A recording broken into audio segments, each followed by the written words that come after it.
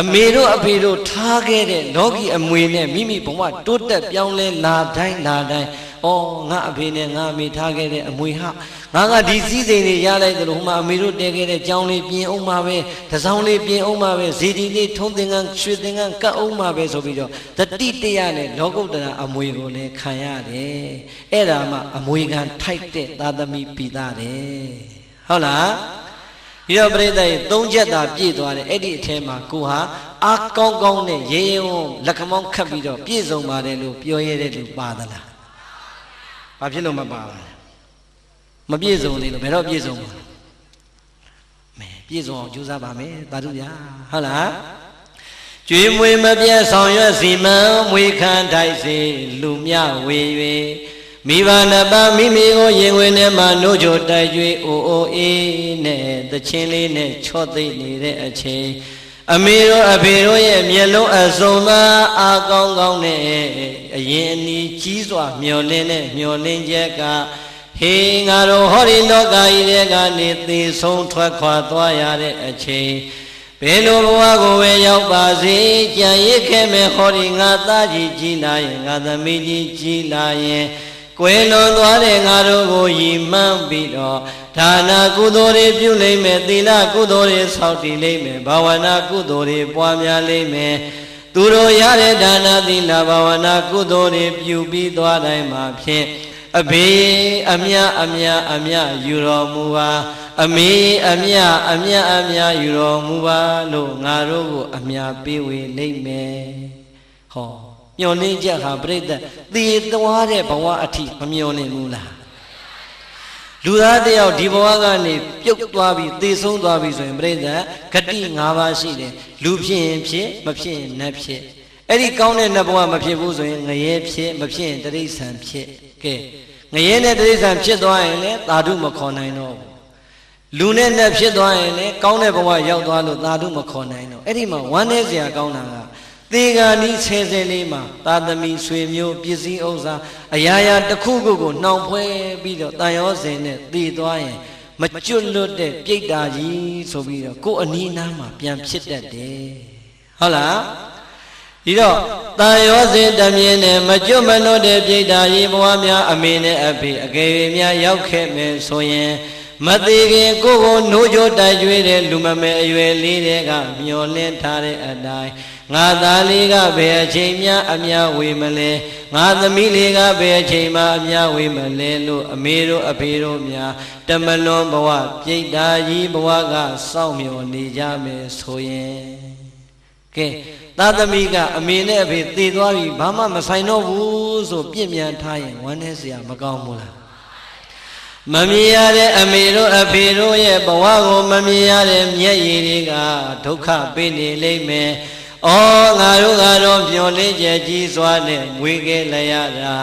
ငါတို့သားသမီးလေးတွေကငါတို့သေသွားတဲ့အချိန်ရောက်တာတောင်မှငါတို့ကိုရင်မှန်းပြီးတော့ကောင်းမှုကုသိုလ်လေးမပြုကြပါလားလို့တမလွန်ဘဝကများအဖေနဲ့အမေမျက်ရည်ဆက်လက်နဲ့ကြာရအောင်မယ်ဆိုရင်ဝမ်းနည်းစရာမကောင်းဘူးလား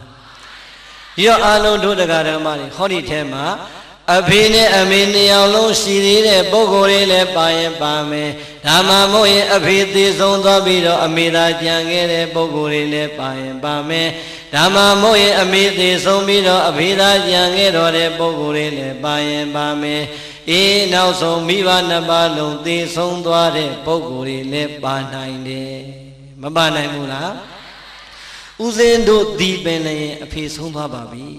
ဟုတ်လား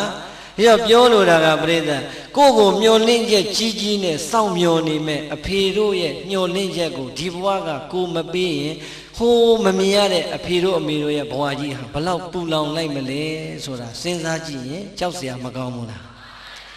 ဒီတော့ပြိဿကိုပြန်ပြီးတော့သုံးသပ်ကြည့်ပါငါသည်သေဆုံးသွားတဲ့အဖေတို့အမေတို့ကိုရည်မှန်းပြီးတော့ဒါနာသီလဘာဝနာကောင်းမှုတွေပြု၍ဘဏ္ဍခါများအမြဝေခဲ့ပြီးပြီလေဘဏ္ဍကြီးများသာဓုခေါ်အောင်စွမ်းဆောင်ခဲ့ပြီးပြီလေပြိဿရေစဉ်းစားကြည်စမ်းပါအမတ်တမဲ့နဲ့နေနေတဲ့သားသမီးတွေအများကြီးမရှိဘူးလား ရှိတယ်ဒါကြောင့်ဦးစင်းကဒီမှာကွယ်လွန်သူမိဘအဘိုးဘွားများရည်စူးရေးဆိုတော့သိဝမ်းသာတာပဲဘာပဲပြောပြောကိုကောင်းဖို့ပြုနိုင်လို့ပြုတဲ့အချိန်မှာအခုဦးဝင်းနိုင်တို့ဒေါ်ကြီးကြီးမီတို့တတိတရားနဲ့မိဘနှစ်ပါးကိုရည်စူးလိုက်တယ်ဆိုရင်ကျန်တဲ့သားသမီးတွေလည်းဒီတိုင်းပဲဖြစ်ရမယ်ဟုတ်လားဦးစင်းတို့ဘုန်းကြီးဆိုပေမဲ့အမှတ်တမဲ့မနေဘူးနေတိုင်းပြေးရွတ်တယ်ပဋ္ဌာန်းရွတ်တယ်တရားထိုင်တယ်ဘုရားဝပန်းတောက်တော်ရည်တွေနဲ့ကပ်ပြီးတိုင်းည12နာရီမထိုးခင်17နာရီခွဲလောက်ရောက်ပြီဆိုတာနဲ့အဖေကိုတေချာခေါ်ဖိတ်အမြတမ်းနေပြီးဝေးနေတိုင်းပဲလုပ်ရပါတယ်ဘာဖြစ်လို့လဲ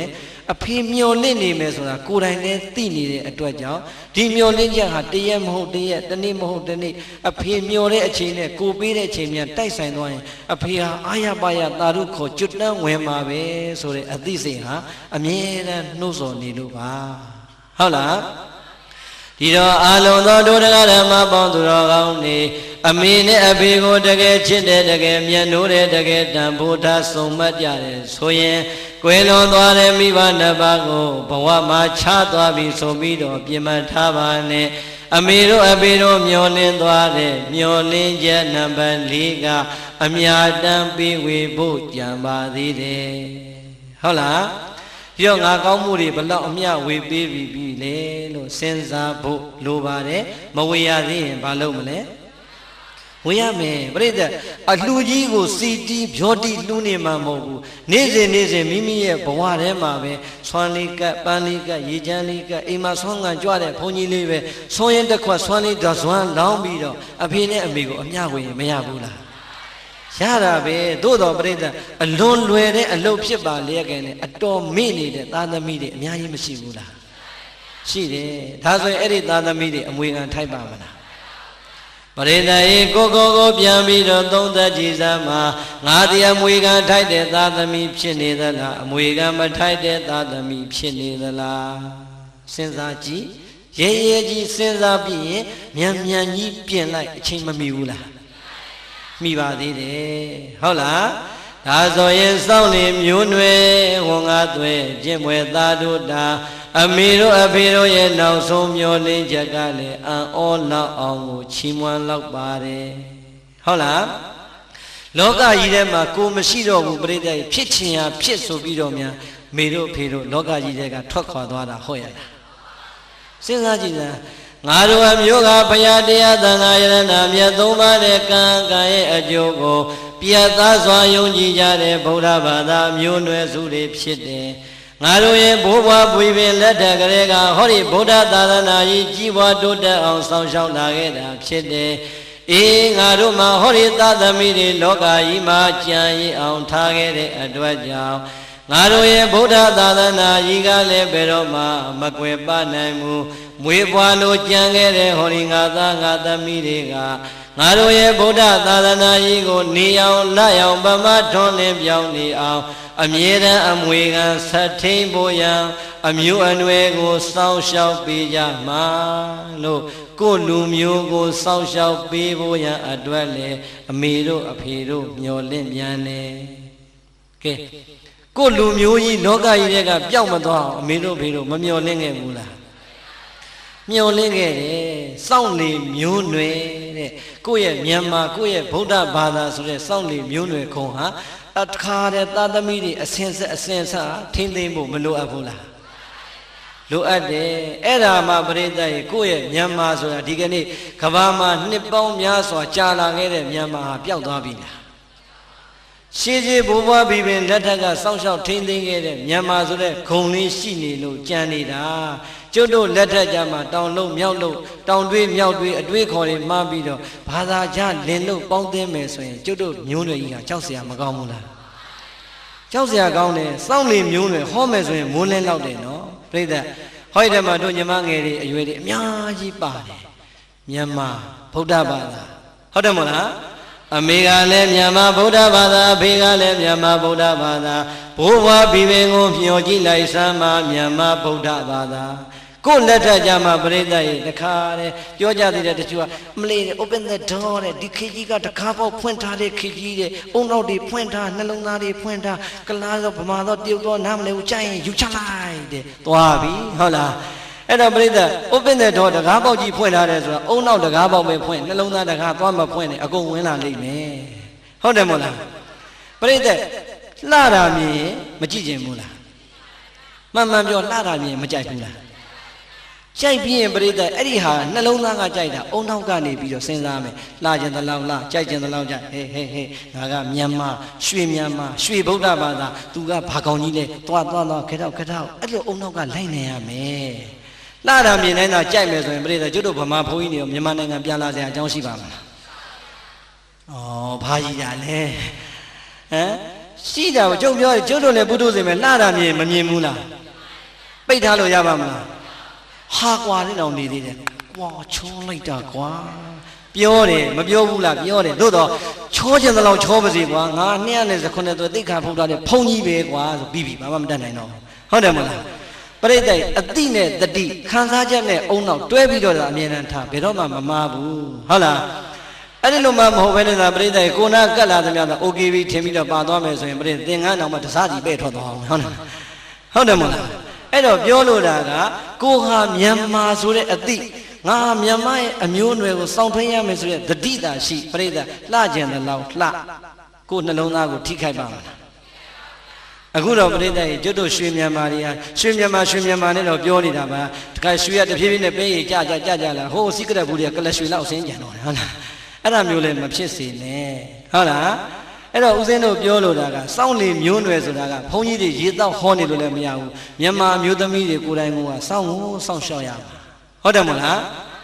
းခုနကပြောသလိုပေါ့လှတာမြင်ကြည့်ခြင်းပဲလှတာမြင်ကြိုက်မယ်သို့တော့အဲ့ဒီကြိုက်တယ်ဆိုတဲ့နှလုံးသားကဖြစ်ပေါ်လာတဲ့ခံစားချက်ကိုအုံနောက်ကချက်ချင်းတကားပိတ်လိုက်ဟေးမဖြစ်ဘူးဆိုရင်ပြိတ္တတတိဝင်မသွားဘူးလားခုမညာခမများတို့ဒီမကွေးမှာတော့မသိဘူးရန်ကုန်မှာဖြစ်နေတဲ့ပြဿနာပြိတ္တကိုရီးယားမင်းသားကဗမာမင်းသားတဲ့တာနေပြီမကွေးမှာကိုရီးယားမင်းသားကြိုက်တာမလားဩဗျာကျုပ်ကမကြိုက်ဘူးမှန်ဟုတ်လားကျုပ်တို့လည်းကိုရီးယားမင်းသားမင်းသမီးကိုကြိုက်လို့မရဘူးဘာမောင်းတဲ့ကိုထည့်ထောင်းနေတာဘာဖြစ်လို့လဲသိလားဗမာပြည်ကျုပ်တို့ပြန်ရောက်ခါစားဘာတူလဲချွန်စောနဲ့အွန်စောဖြစ်စားနေတာရန်ကုန်မှာတရားပွဲ9နာရီစလို့ဘုမရဘူး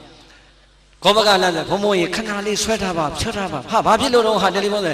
စကားမပြီးသေးဘူးတဲ့ဒီနေ့ကဂျွန်စောနဲ့အွန်စောဒုက္ခပါပဲကွာလို့ဂျွန်စောနဲ့အွန်စောလာတော့လေကျွတ်တို့ဘုန်းကြီးကပဲအရှုံးပေးရတာ7နာရီမှကျောင်းကထွက်သူတို့ကလည်း7နာရီထုံးမှပလင်ပေါ်ဘုန်းကြီးရောက်မှပဲအင်ရဆင်းလာကြတော့တရားပွဲ7နာရီမှစတယ်ဟုတ်လာ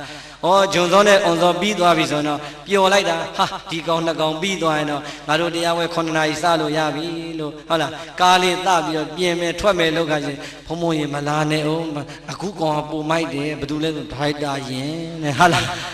းသွားပြန်ပြီဒါရိုက်တာရင်နဲ့တွေ့တော့လဲကျုပ်တို့ပဲရှုံးတာပဲကဲမထူးဘူးကွာဒီလောက်တောင်ကြိုက်တဲ့လူကြိုက်ကြတာဟာငါတို့ရှုံးရင်လည်းရှုံးမစလို့ဟုတ်လားဒရိုက်တာရင်ပြီးပြီလည်းပြောရောဒီကြားထဲမှာပါသေးတယ်တချို့ကကျင်းတဲ့အောင်မြောက်တာပါသေးတယ်ဗါတယ်ဟလားကျုပ်ယောဂီဖွားကြီးတွေခင်ဗျားတို့မင်းညတော့ဘာလို့တရားစကားမလဲဖုံဖုံရဲ့တဲ့အာနာပါတယ်ရှောက်ရမှာဘာဖြစ်ရှောက်သမ်းမှာအာမနိုင်မင်းညမင်းသားတွေတအားလာတာတဲ့ဒါကြောင့်မလာနိုင်ဘူးတဲ့60ကျော်နေပြီဟုတ်လားအဲ့တော့ तू ကရောရောက်ပြောတယ်ဖုံဖုံနဲ့ပြောရမှာနောက်ထပ်အာနာနာရှိပါလေအိုင်မင်းသားလေးနဲ့ဖုံဖုံနဲ့ခက်ဆင်တဲ့ဟုတ်လားကျောက်ကအဲ့ကြတော့နည်းနည်းကြည့်နေတော့မဆိုးပါဘူးလို့ဟုတ်လားကြည့်ပါလို့သေချာကြည့်နော်လို့နောက်ထပ်ဘယ်နေရာတွေတူသေးလဲလို့ဟုတ်လားအဲ့တော့ပြိတ္တရင်အဖွားကြီးတွေဒါရင်ရတော့ကြိုက်တာအဲ့တော့ပြီးသွားပြီပေါ့လေဒါရင်ပြီးရင်လည်းတို့တရားပွဲ9နာရီစမှာမကြဘူးသူတို့စကားဆုံးမဆုံးနိုင်ဘူးဟာခင်ဗျားတို့ဟိုမင်းသားပြီးသွားပြီဆိုလို့တရားပွဲ9နာရီမစသေးဘူးဆိုဟာဘုံဘုံရင်နောက်တစ်ယောက်လာပြန်ပြီသူတို့ဒရိုင်မာကင်နဲ့ဟုတ်လားဒရိုင်ဘာကင်ဆိုလို့ကျုပ်ကတော့ငငယ်ချောလေးမှဘယ်မှာတော့ခင်ဗျားတို့ဒရိုင်ဘာကင်ကျုပ်ကကြည့်လိုက်တာဟိုမှာအဖွားကြီးဒီကန်ကြီးနေပြီဟုတ်လားအဲ့ဒါလည်းသူတို့ကြိုက်တာပဲဟုတ်လားနောက်ဆုံးပြိတ္တရေဘာမှမရအောင်တော့ကိုကအဲ့ထက်မှရောပါသွားဟုတ်လားဘာမြဲတရားဝဲမရှိတဲ့နေ့ကျရင်မထူးဘူးသူတို့တော့ပြောမှလည်းငါတို့ကြည်ပို့အောင်တော့ကြည်ထားမှာပဲဟုတ်ကြကြီးတဲ့နေ့မှာတိုက်ဆိုင်ရဟန်းမသမီးတွေကဖုံးဆက်တယ်ဖုံးနဲ့ဒီနေ့တရားဝဲမသွားဘူးလားမပင်ဘူးဟာဒီနေ့မရှိဘူးဘာလို့နေလဲဖုံးနဲ့အေးနင်တို့လိုပဲငါလည်းစကားကြည့်နေတာလို့အမလေးတဲ့တပည့်တော်တို့လည်းကြော်ညာဝင်တဲ့အချိန်မလို့ဖုံးဆက်တာပြီးရင်ကြည့်အောင်ပါတဲ့ဟုတ်လားအဲ့တော့နင်တို့ကဘသူ့ကိုကြည့်ပြီးဘာပြောနေငါလည်းကြည့်တာကြည့်တယ်မလို့ဟာဖုံးအဲ့မင်းသားလေးချောတာလေးတဲ့အရင်ကောင်းနေအပလာဖြစ်သွားပြီတဲ့ဟာဘသူတော့ငါပြောပါတော့လီအောင်ကြီးလေးဆိုလားအောင်မလေးပရိသတ်ဖြစ်ကျင်တော့ကျုပ်ကလည်းမြင်တာလီအောင်ကြီးတခါမှမမြင်ဟုတ်လားအဲ့တော့ဖုံးလည်းကြည့်တယ်လည်းပြောသေးဘာကိုကြည့်ပြီးဘာကိုကြိုက်နေမသိဘူးလို့ငါတော့အဲ့ဒီကောင်အာယုံဆိုင်လို့ကိုမရအောင်ငါမြင်တာလဲအွန်စောတယောက်မြင်တာပဲလို့ on so a lay out to a machine from one on so it was in Leon G. I did Romabione, look at Janeco ball. Hello, brother. Yolo Daga, who Bama Menaga, Korea Menadi, Jaimani Guna. Jiva, Jaiba, Tavimedo brother, Pamaduane, Yadra machine. Era Biojanabe, soundly munes or Arabe, Purus in the Bawaya, Narami, Jachime, Chijime, Kone Dani Jai, Kanakana Jajeme, Todo brother, Sena like Bo, Kua soundly mune, oh, Namiama, Budabada, Naruka, Ko Muko, and Weko Bada Dadanago, Social Tainima, Tuye Bada Dadana, Lumuka, Kavati, the Tinima, Bo, so the Dilena, Ne, Amiro, Apiroye, Yolin, Jacole, Pia Yaude, Paya Zagagole, Natoya Yaude. Hold on, you have a lecture be the Dream with my dear sound, you see, ma'am, we can't see Lumia, we soundly mune, everything, Ajato, Bido Babi, Eddie Ajagonio, Lina, that the meeting, and we can tighten that the meeting, Shiba Lame, Ni Almani, Timalina, Magento Musoya, that the meeting, and we can tighten that the meeting, Shiba Lame. You know, go Betema Palesra, I'm a baby villa. Betema Bale. Betema Bale. Belemo, Poim, Semachin, the hours of Bida Machino, Melo, Mabiolo, sing home Simo, Mole, Lemasi, Hana,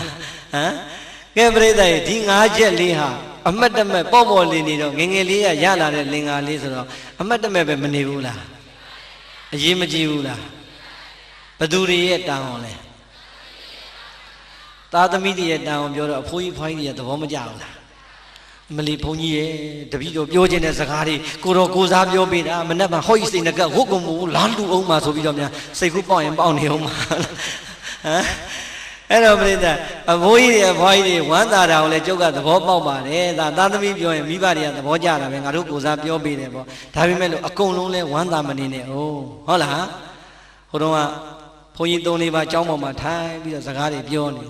Jonagan, Jama, and Poy in a Madrid, Jalo, so we okay. John Dwajao, he, those are in the Madrid, Jarizona. Oh, Jow out now when you Neo Doyan Madan, pointed the Amian tiny the Lamadibu, Doja, the Amma tiny, they are tiny, do it, no such human, oh, when I know. Pointy at the Amatan, any need them, you know, and you are here, John Bio.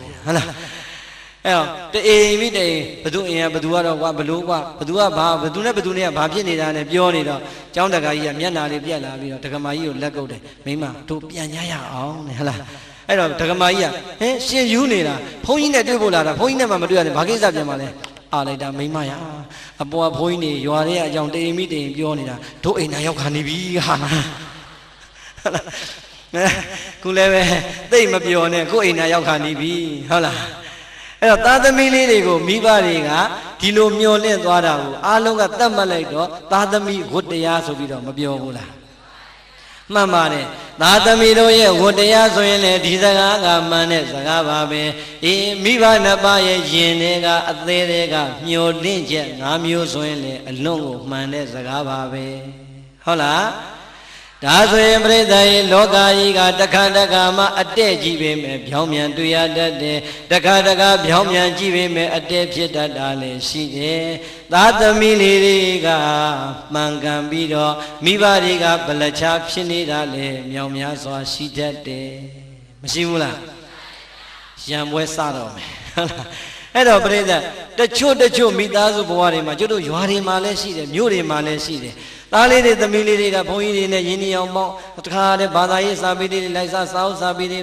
Pide Kajaro, Athen, Pue, Hola, Padadiana, Yijimu, Lungani, Lonely women, Inga, Miva Nabaga, Domyo, Mione, Big needed Miva Nabayo, Mashibula. Ah, brother, Amyaji, Hola, Todo Miamia Lesi. Hello, brother, Senaji. Tata Miliga, Paya Jonga, Mutwame, Badai, Pueni, Matwame, Kaya, Kudorine, Yaonume, Wasiga, Kudorine, Aya Bayane, Kijibio, Daidonime, Erilo Tata Miliga, Aya Bayane, Badana, Lunga, Lima, Swan, Luni,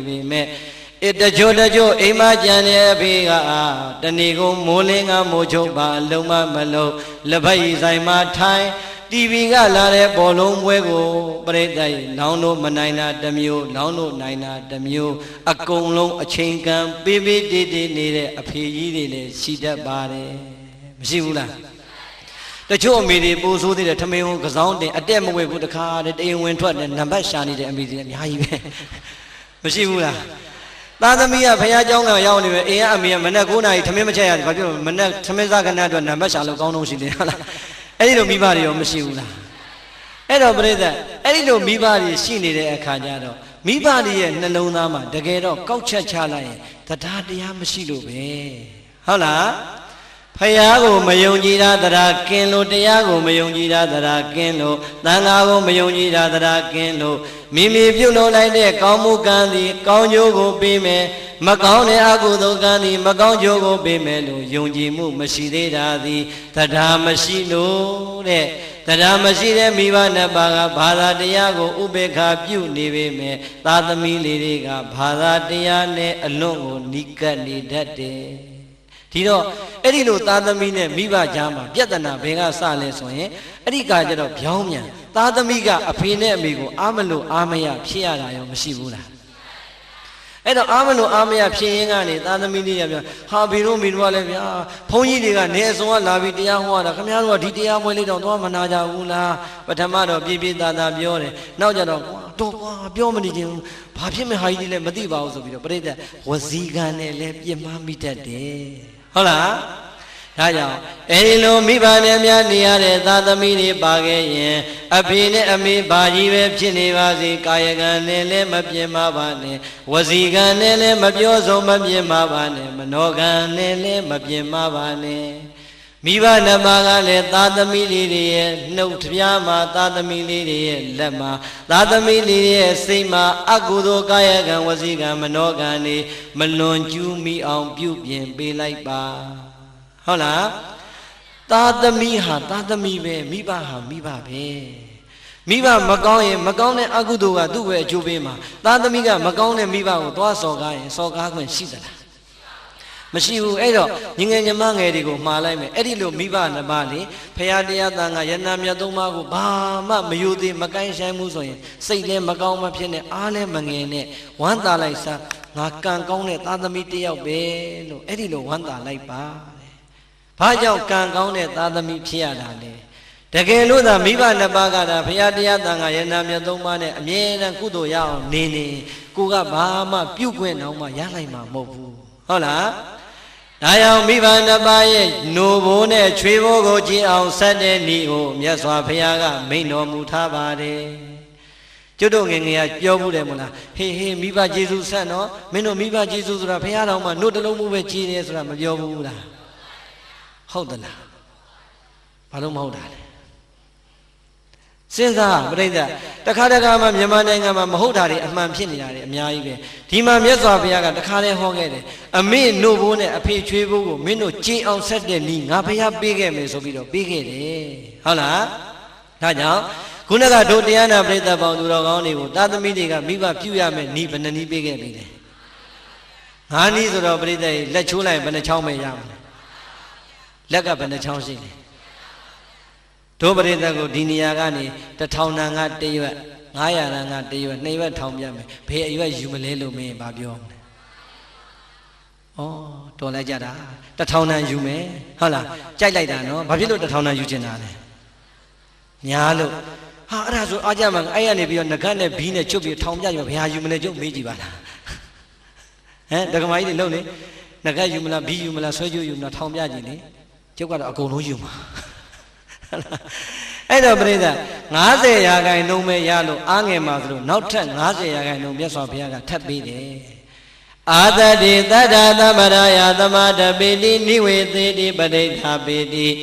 ဘုရားတရားသံဃာယရဏမြတ်သုံးပါးနဲ့ကံကံရဲ့အကျိုးအပေါ်မှာယုံကြည်မှုတရားတရားမရှိသေးတဲ့မိဘနှစ်ပါးရဲ့နှလုံးသားကိုတရားတရားတွေတည်အောင်တရားတရားတွေခိုင်အောင်တရားတရားတွေမြဲအောင်အဲ့ဒီသားသမီးတွေပြုစုလိုက်မယ်လုပ်ပေးလိုက်မယ်ဆိုရင်အမေနိုဘိုးနဲ့အဖေချွေးဘိုးကြည်အောင်ဆက်နေတဲ့ပထမနီးနဲ့ဆက်နေတာဟော အမေနိုဘိုးနဲ့အဖေချွေးဘိုးကြည်ကျင်နေဆိုရင်အမေတို့အဖေတို့ကိုဖယားကိုယုံကြည်အောင်ကြီးညိုအောင်တရားကိုယုံကြည်အောင်ကြီးညိုအောင်တန်ခါကိုယုံကြည်အောင်ကြီးညိုအောင်ပြုစုပေးပါတဲ့စောင့်ရှောက်ပေးပါအဲ့ဒါဆိုရင်သားကောင်းလိမ်မာသမီးပိတသွားပါပြီတဲ့ကဲပရိသတ်ကြီးအမေနဲ့အဖေကိုတရားတရားရှိအောင်လုပ်ရတာမလွယ်ဘူးလား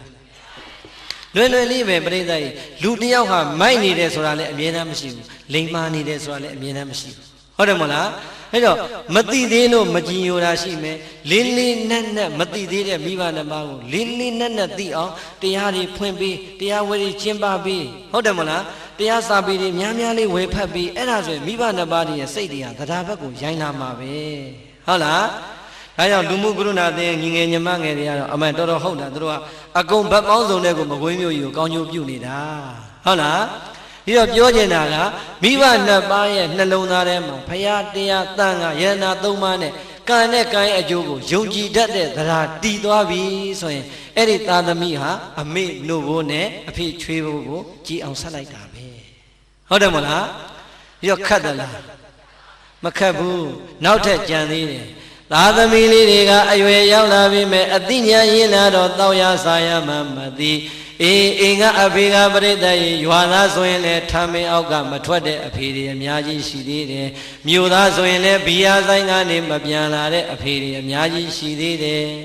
မရှိဘူးလားတာကြီးတွေသမီးကြီးတွေအပြိုလူပြိုဖြစ်လို့တက္ကသိုလ်ကျောင်းသူကျောင်းသားကြီးတွေဖြစ်နေတဲ့အထိတောက်လို့ကောင်းလို့ဆိုတဲ့အဖေတွေမရှိဘူးလားကဲဝမ်းနဲ့စရာမကောင်းဘူးလားအဲ့တော့ပြိဿလူဟာရှက်တတ်တဲ့အရွယ်ရောက်လာရင်ရှက်ရမ်းရမ်းတတ်တယ်ဆိုတာမရှိဘူးလားဒီတော့သားသမီးလေးတွေကတငယ်ချင်းအပေါင်းအသင်းကြားမှာကိုယ့်အဖေကရတမားကြီးလို့ပြောခံရရင်ဘယ်သားသမီးခုံယူခြင်းမလဲယူခြင်းမလားဒါကြောင့်အဲ့ဒီလိုမိဘနှစ်ပါးပါရင်လည်းမိဘနှစ်ပါးကပြန်လိုက်ပါသားငယ်သမီးငယ်တွေကလည်းမိဘနှစ်ပါးကိုချင်းသီလမကောင်းမှုဆိုရင်အပြစ်တွေတင်ပြီးတော့အချိန်နဲ့မဖြုံးကြပါနဲ့သီလမပြည့်စုံတဲ့မိဘနှစ်ပါးကိုသီလပြည့်စုံအောင်စောင့်ရှောက်ထိန်းသိမ်းလိုက်ခြင်းဟာဒုတိယအမေနို့ဘိုးနဲ့အဖေချွေးဘိုးကိုအခြေဆက်တဲ့နည်းပဲတဲ့ဟုတ်လားအလုံးစုံတို့တရားနာပရိသတ်ပေါင်းသူတော်ကောင်းတွေမြတ်စွာဘုရားလက်ထက်တော်ကာလတုန်းကအမ္ဘပါဠိထေရီမာကြီးဆိုတာကြားဘူးတယ်မို့လားဘယ်လိုကြားဘူးတာလဲမကွေးသူလားဟမ်အမ္ဘပါဠိထေရီမာကြီးဆိုတာပရိသတ်ကြီးငယ်ငယ်ရွယ်16 19 18 25နှစ်လောက်အထိအလွန်လှတဲ့အရွယ်မှာပြည်တန်စာမာကြီးဖြစ်ခဲ့တယ်။ဘာဖြစ်ခဲ့လဲ။ပြည်တန်စာမာကြီးဖြစ်ခဲ့တယ်။အံ့ဩစရာကောင်းလိုက်တာအလှအပကိုအရင်ပြပြီးတော့ပြည်တန်စာလှုပ်လာတဲ့အဲ့ဒီအမ္ဘပါဠိထေရီမာကြီးဟာအသက်50ကျော်60ဝန်းကျင်ရောက်တော့သာယဟန္တာရဲ့ဟောကြားတဲ့တရားကိုနာပြပြီးတော့မှသာသနာပေါင်းကိုဝင်ပြီးတော့ယဟန်ပြုလိုက်တာကိလေသာကင်းတဲ့ယဟန္တာထေရီမာကြီးဖြစ်သွားတယ်။ဟုတ်လား။ကဲအမေကပြည်တန်စာသားကယဟန္တာသားကသာဟာငါအမေပြည်တန်စာကြီးငါအဖက်လို့မဖြစ်ဘူးငါကယဟန္တာပဲဆိုပေါ့ပေါ့ရော့ရော့တောင်းမဲ့နေနိုင်မယ်ဆိုရင်သားယဟန်လည်းအမွေခံမထိုက်တယ်လို့ပြိဿကြီးဟောဒီမှာအမေဖြစ်တဲ့ပုဂ္ဂိုလ်ရောတန်ဖိုးကြီးမားတဲ့တရားကိုရပါမလားအဲ့ဒါပဲအမေသီလပြတ်တာသီလပြတ်တာဒကန္နာပဲသားသမီးလုပ်ပေးရမယ်တောင်းဟာသားသမီးတောင်းအောင်မယ်ဟုတ်တယ်မလားဒါရောအလုံးသောဒုဒကဓမ္မပေါင်းသူတော်ကောင်းတွေကိုအာလုံးသိကြတဲ့ဇာကြောင်းလေးတစ်ခုပြောပြရစေအရှင်သာရိပုတ္တရာကြီးဆိုတာဒုပရိသတ်ကြားဘူးတယ်မို့လားဟောကြားဘူးမှဖြစ်မှာမို့အဲ့ဒါမှမကြားဘူးလေမေဇိမကိုကြီးဆိုတိမောတိမမို့တော့အဲ့တော့အရှင်သာရိပုတ္တရာကြီးပြိဋိနိဗ္ဗာန်စံတော့ဘယ်မှာစံလဲကဲဆရာလေးတရားကြည်ကြည်ပြောလေခင်ဗျားတို့ပဲသိတယ်လူပါမှာဘသူအိမ်မှာပြိဋိနိဗ္ဗာန်စံလဲအမေအိဟုတ်လားတိုင်းပြည်ကရှင်မင်းလေးကိုးကွယ်တော်မူနေတဲ့ရှင်သာရိပုတ္တရာမြတ်စွာဘုရားရဲ့သာသနာမှာလက်ရရပညာအရာဣတရရတော်မူတဲ့အရှင်သာရိပုတ္တရာပရိနိဗ္ဗာန်စံဖို့ရန်ရပ်ပိုင်းသာကြံတော့တဲ့အချိန်အမေကိုပြန်ပြီးသတိရလိုက်တော့သာသမီ9ယောက်ယဟန္တာတွေရဲ့အမေသာရိပုဏ္ဏိမကြီးဟာဗုဒ္ဓဘာသာမဖြစ်သေးဘူးတဲ့ဟုတ်လားဒီတော့ပရိသတ်ကြီးစဉ်းစားကြည့်နော်အမေဗုဒ္ဓဘာသာမဖြစ်သေးဘူးအမေဟာဘယ်မှာနေလဲဟိုးတောကျုံအောင်ကြားကနာလကဆိုတဲ့ရွာငယ်လေးမှာနေတာဒီတော့ရှင်မေကိုယ်ွယ်ခံရတဲ့ငါဟာအမေစီသွားမနေတော့ဘူးဆိုတဲ့စိတ်ဓာတ်လည်းထားလို့မရဘူး။အော်ကြည်စမ်း ငါတို့သားသမီး9ယောက်ကယဟန္တာထေရီတွေထေရီမာကြီးတွေဖြစ်နေကြပြီမဲ့ငါတို့ရဲ့အမေတဲ့မြတ်စွာဘုရားရဲ့သာသနာမှာတရားတရားလေးတောင်မှမပေါ်သေးပါလားဒီတော့အမွေခံမထိုက်တဲ့သာသမီတွေမှာငါတို့ပါသွားလိမ့်မယ်အမေကိုနောက်ဆုံးကျေးဇူးဆက်တဲ့အနေနဲ့ငါတရားဟောဖို့ပြန်ရမယ်တဲ့သွေးအန်တဲ့ယောဂတန်းလန်ကြီးနဲ့အမေရဲ့အိမ်ကိုပြန်တရားမရှိသေးတဲ့အမေကိုတရားတရားတွေရှိအောင်သွေးအန်တဲ့ယောဂတန်းလန်နဲ့ဟောကြားလိုက်တာတဆင်ပြီးတဆင်အမေနှလုံးသားထဲမှာတရားသီလစာကပညာဒီတရားတွေကိန်းသွားပြီဆိုမှအမေဗုဒ္ဓဘာသာစင်စစ်ဧကံဖြစ်ပြီဆိုတဲ့အချိန်ညမှာအရှင်သာရိပုတ္တရာကြီးအမေဘေးမှာပဲပြိဋိဘံစံတော်မူတာဟုတ်လားဒီတော့အရှင်သာရိပုတ္တရာလို့မထေရမြတ်ကြီးတောင်မှပြိဋ္ဌအမေကျေးဇူးကိုမဆက်ဖဲနဲ့ပြိဋိဘံစံရလားအရှင်သာရိပုတ္တရာရဲ့ကောင်းခွက်တွေနဲ့ဟောပေးလိုက်တဲ့ကျေးဇူးဆက်တရားဟာအမေနှလုံးသားမှာတရားတွေခိုင်သွားတယ်သီလတွေခိုင်သွားတယ်ဟုတ်လားဒါကြောင့်သာသမီဟာသာသမီပဲသာသမီဟာမိဘကိုပြစ်မှားခွင့်ရှိသလားမရှိဘူးနံပါတ်1နဲ့2ပြိဿရဲ့ဘယ်နေရာမှာရေးရေး1ဟာ100ရဲ့နောက်မှာရေးရင်ရောဘာဖတ်မလဲ1ပဲ2ရဲ့နောက်မှာရေးရင်ရော9ရဲ့နောက်မှာရေးရင်ရော1ဟာ1ပဲဟုတ်လားသာသမီကဆရာဝန်ဖြစ်ပါစေအင်ဂျင်နီယာဖြစ်ပါစေဗိုလ်ချုပ်ကြီးဖြစ်ပါစေသာသနာပိုင်ဆရာတော်ကြီးပဲဖြစ်ပါစေအေးအဲ့ဒီသားကိုမွေးဖွားလိုက်တာဘသူလဲဆိုတဲ့သမိုင်းကြောင့်ကဘယ်တော့မှဖြောက်လို့မရပါဟုတ်လားဒါကြောင့်ကိုတော်ခြင်းသလောက်တော်တက်ခြင်းသလောက်တက်အဖေနဲ့အမေဟာတစ်ပါပဲတဲ့နှစ်နေရာသွားထားလို့မရပါဘူးဟုတ်လား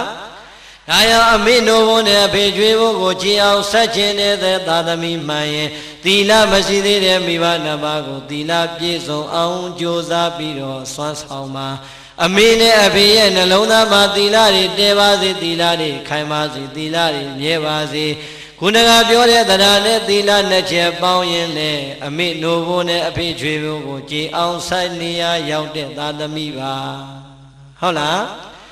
နံပါတ်3အမေနိုးဖို့အဖေချွေဖို့ကြည်အောင်ဆက်တဲ့သာသမီကြတာဘာလဲဆိုရင်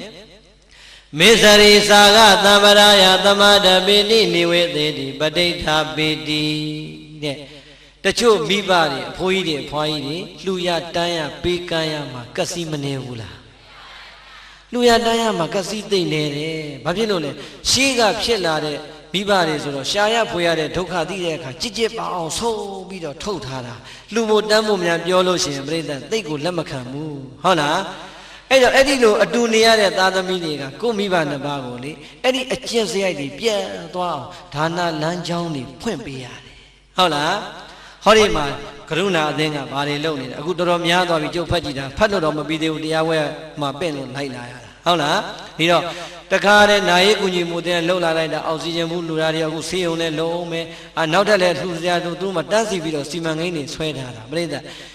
ကစီးနေတဲ့မိဘနှစ်ပါးကိုမတိကြအောင်ဆောင်ပြီးတော့ပြစ်မထားရဘူးဟုတ်လားလက်ကလေးတို့1000များတဲ့ထင်တဲ့အဖေနဲ့တွေ့ရင်1000ကိုတန်းအမှုမခံရဘူးအဖေကရုဏာအသင်းကလေအောက်ဆီဂျင်ဘူးတွေလှူနေတယ်ဆေးပေးကန်းနဲ့လုံးမာတဲ့အဖေ1000လိုက်လှူလိုက်ပါလားဟော1000ထွက်လာပြီနောက်တစ်လလောက်ကြာရင်သူတို့စီမံကိန်းထဲမှာဘာတွေပေါ်ပြန်ပြီ1000လောက်လှူလိုက်ပါလားဟော1000နဲ့ပြောတော့10ကပြည့်တော့1000အဲ့ဒီလိုတဆင်းပြီးတဆင်းသွား1000 10ကပြောတော့တသိန်းမိဘနှစ်ပါးရဲ့တရားတရားကိုလက်တွေ့နဲ့ပြပြီးတော့ခေါ်ရင်မိဘနှစ်ပါးတိုင်းပါပါတယ်ဟုတ်လားမမြင်ရသေးတဲ့ဟိုဘယ်နိုင်ငံမှာဘာကြီးလုပ်နေတယ်လှူပါလားဆိုတော့အစာတွေကကစီနေတဲ့လူဘယ်လှူလိုက်မလဲမြင်နေရတဲ့ဟောဒီမှာမကွေးမျိုးကကရုဏာအသင်းပြိဿအဝေးကြီးမဟုတ်ဘူးလုပ်နေတဲ့လုပ်ငန်းတွေအများကြီးမရှိဘူးလားတခုရင်လက်ညှိုးထိုးပြပြီးတော့အဖေတို့အမေတို့လှူပါလားအဖေတို့အမေတို့ရှာထားတာတွေဘာလို့မှလည်းတည်သွားရင်ကိုယ်တော့ပါမှမဟုတ်ဘူးကျမတို့ကလည်းဝိုင်းဝန်းတာတို့ခေါ်နေတာပေါ့ရေစက်ချတာမြင်နေတာပေါ့ဒါပြောလိုက်စမ်းမအောင်မလေးလှူမှာပါဟုတ်လားအဲ့တော့ပြိဿရဲ့သားသမီးကအစည်းအရုံးကောင်းမှလည်းမိဘကပါတာအဲ့တော့သားသမီးကလည်းငြိမ်ပြီးမိတ်မလဲမလွင်တဲ့နေပေါ့သင်တို့အမွေတွေအများကြီးရတာပေါ့ဟုတ်လားအဲ့ဒီလိုလဲကြိတ်မနေရဘူးဟုတ်လားအဲ့တော့သားသမီးနဲ့မိဘစီယုံရေးကောင်းတဲ့နီးလေးတနည်းပေးခဲ့ရအောင်မလားကျုပ်ရဟန်းမတရားကျုပ်နဲ့အသက်အတူတူပဲသူကရဟန်းခန္ဓာလို့ရဟန်းမပြောတာဘုံဘုံရေးတဲ့ပိဋကတ်သုံးပုံလှူခြင်းလို့တဲ့လှူမောလို့ဟ ပြီးတော့ပါဠိတော်ထာဂရတိကဗီဒီယိုအစုံဆိုရင်ခုဆိုရင်8 သိန်းလောက်ကြတယ်ဆိုမလေးကြပါစေတဲ့လှူမှာတဲ့အဖေတို့အမေတို့အတွက်ကိုလှူပေးကျင်တာတဲ့လှူပေးဆိုပြီးလှူလိုက်ဟုတ်လား8 သိန်းခွဲလောက်ကြလဲကြတော့သူကရေစက်ချတဲ့နေ့ကျတော့ဘုံဘုံတော်တဲ့ရေစက်ချတဲ့နေ့ကျရင်အဖေတို့အမေတို့ရှိကြရင်3 သိန်းပဲကုန်တယ်လို့ပြောနော်တဲ့ဟာလောကကြီးကနေတမျိုးကြီးပါလားလို့သူများတွေက3 သိန်းလူပြီးတော့30ကျွားကျင်တာလို့နေ့ညမှာ8 သိန်းခွဲကုန်တဲ့လူ3 သိန်းပဲရေစက်ချရမယ်ဆိုမဟုတ်သေးပါဘူးမဟုတ်ဘူးဘုံနဲ့အဖေအကြောင်းနဲ့သိတဲ့အတိုင်းပဲသူက3 သိန်းအထိဆိုရင်ပြုံလေးနဲ့လှူတယ်တဲ့3 သိန်းကျော်သွားရင်မကျင်တတ်ချင်ဘူးတဲ့အဲ့တော့ကဲမထူးဘူးတို့မောင်နှမပေါင်းပြီးတော့မုတ္တဝါဒကံလေးလွန်ကျူးလိုက်ကြတာဗောဆိုလားအဲ့ဒါကျုပ်ကအလူလာတဲ့နေ့ကျတော့ဒကာကြီးပြောဒကာကြီးဒီမှာကောင်းမှုရှင်ထိုးထားတာတွေ့လားဟာတပည့်တော်ကောင်းမှုရှင်ဘသူလှူထားလဲဒကာကြီးသမီးလှူထားတာလို့ဒကာကြီးအဲ့ဗီဒီယိုရောစာအုပ်တွေရောအကုန်လုံးဝမ်းဆက်မှာ3 သိန်းပဲကြားတယ်ဆိုတော့အဲ့တော့ပြိဿကြီး तू ကသဘောတွေကြားနေတာအဲ့တော့လေကဲအဖေရေစက်ချတော့ရောပြုံကြီးနဲ့ပြီးမသွားဘူးလားသာသမီလိန်မှာတော့အဖေလည်းပဲပြုံးတယ်အဲ့တော့တို့မကွေးမျိုးကဒကာဒကမတွေအဖေတို့အမေတို့ဟုတ်လား10 သိန်းလောက်တူပြီးတော့1 သိန်းလောက်ရေစက်ချတာလိုချင်လည်းကျုပ်နဲ့ညှိကျင်လာခဲ့ပါဟုတ်လားခွင်ကြည့်လို့ရပါတယ်ဟုတ်လားဟောကျုပ်တော့မဟုတ်ပါဘူးနိုင်ရေးကုညီမှုအသင်းတော့ပါကရုဏာရှင်များအသင်းကိုလူချင်းပြောတာပါဟုတ်လားအဲ့တော့ဘာပဲပြောပြိဿကြီးသာသမီပါနှပ်ဖို့မလိုအပ်ဘူးလားလိုအပ်တယ်ကျုပ်တို့ယဉ်နေတဲ့ဒကာကြီးတယောက်ရှိတယ်ဟိုးမှနေတာကောညံကုန်းမှနေတာသူ့အိမ်သွားရင်လေဒကာကြီးလမ်းစိတ်ပြတ်နေလို့ငွေ2000လောက်တော့ကျုပ်ချီးလိုက်ပါအောင်လှူလိုက်ပါအောင်ဆိုရင်လှည့်မကြည့်တော့အဲ့တော့သာသမီတွေဖုံဖုံနဲ့အားလိုက်တော့တဲ့ဆာလူခံလိုက်တယ်ပြီးတော့မှဆိုင်းဖြောလိုက်ရတာပဲတဲ့ဟုတ်လားသူ့အိမ်မှာဆိုင်းတယ်အများကြီးဒကာကြီးတို့စီမှာစားတဲ့ဆန်အဆင်ပြေတယ်ဗျာအကြောင်းရောရင်တော့ဘယ်လိုလုပ်စားမှမသိဘူးဒီဆန်လေးများအကြောင်းလှူလိုက်တော့အာ2 အိတ်လှူလိုက်မယ်ကိုတော့2 အိတ်လှူလိုက်မယ်ဘာရမလဲအဲ့ဒီနေ့သင်္ဘောစိတ်မှာပဲထားခဲ့လိုက်တာလားဈေးကအဲ့မှာနေရတယ်အဲ့တခါကျတော့ပြိဿတွေလူကြီးတွေကပါကြံဖန်ပြီးတော့ကစီနေတာသူတိုင်းနေမှာတိုင်းတာအဲ့တော့ငွေဆိုရင်မထိနဲ့မရဘူးရွှေဆိုရင်မထိနဲ့မရဘူးဆန်ကြတော့ရတယ်စီကြတော့ရတယ်အဲ့ဒါမနေ့ကညာစီနဲ့ဟောဆိုလဲဟောပေးမယ်ဟုတ်လားဟုတ်လားအဲ့တော့ဒုပရိသစဉ်းစားတော့နှမျောတွန့်တင်နေတဲ့မိဘ2 ပါးကိုပေးကမ်းအောင်လှူဒန်းအောင်စွမ်းဆောင်လိုက်အဲ့ဒီသားသမီးဒီအမေနှုတ်ဝန်းနဲ့အဖေချွေးဖို့ကိုအကျေဆက်နေတဲ့နံပါတ်3နီးကိုပိုင်အောင်လုပ်နေတာဟုတ်လား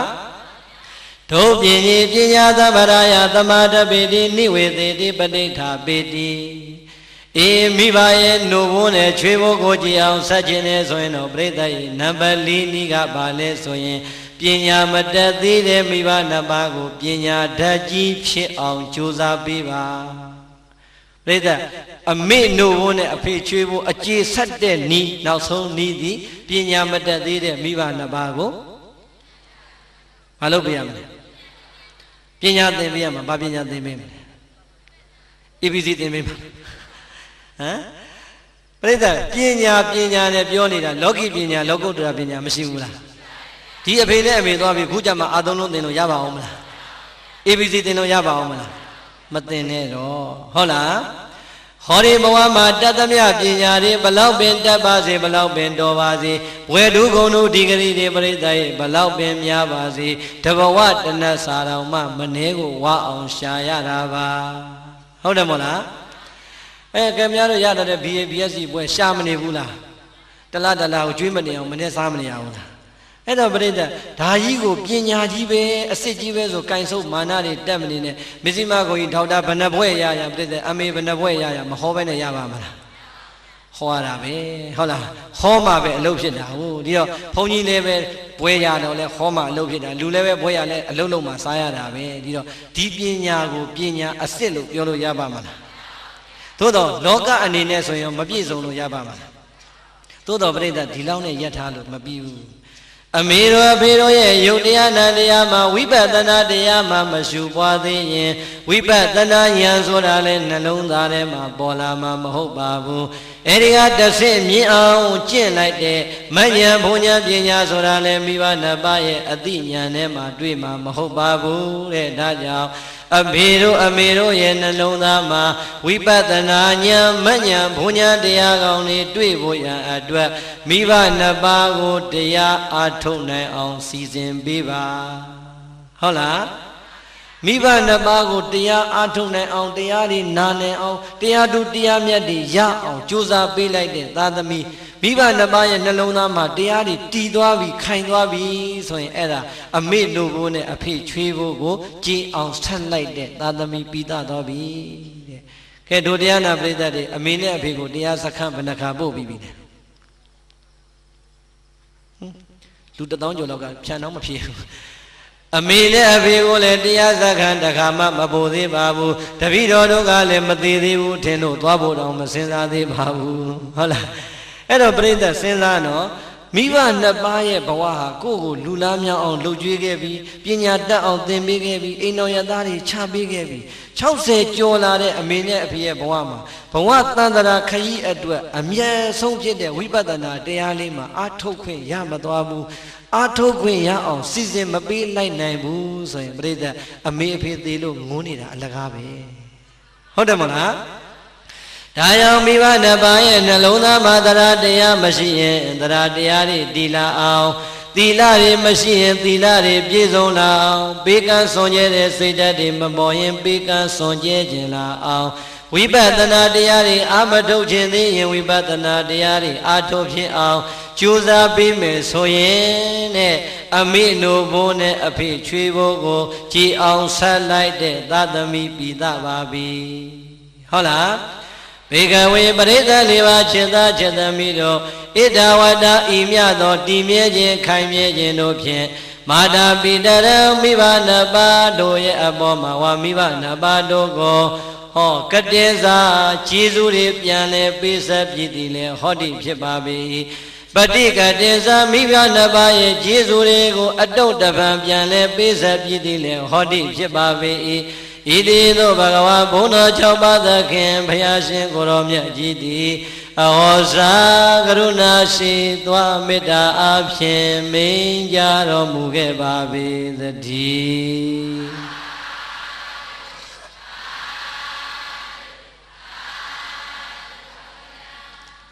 ပရိသတ်ကြီးကျမ်းဖန်ပြီးသာဓုခေါ်လိုက်ရတာဟုတ်လားဘယ်နှချက်ပြီးသွားပြီလဲဘယ်နှချက်ပြီးသွားပြီလဲစောစောဘယ်နှချက်ပြီးသွားပြီလဲနှစ်ခုပေါင်းတော့အတိတ်ပြီးတာမဟုတ်ဘူးနော်တကယ်ဖျားစုပြောတာဟုတ်လားမိဘနှစ်ပါးရဲ့အပေါ်မှာမျောလင့်နေတဲ့မျောလင့်ချက်ကိုပစ္စည်းနဲ့ကျေစုပေးဆက်လိုက်မယ်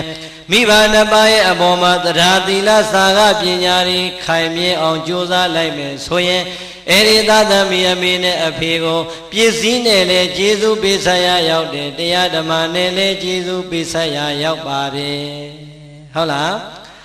ပြိဿတော်လူတအုပ်ကြီးအကျယ်ကြီးဆိုမယ်သာဓုခေါ်တာကြတော့မော်လမြိုင်လောက်မကျယ်ဘူးသာ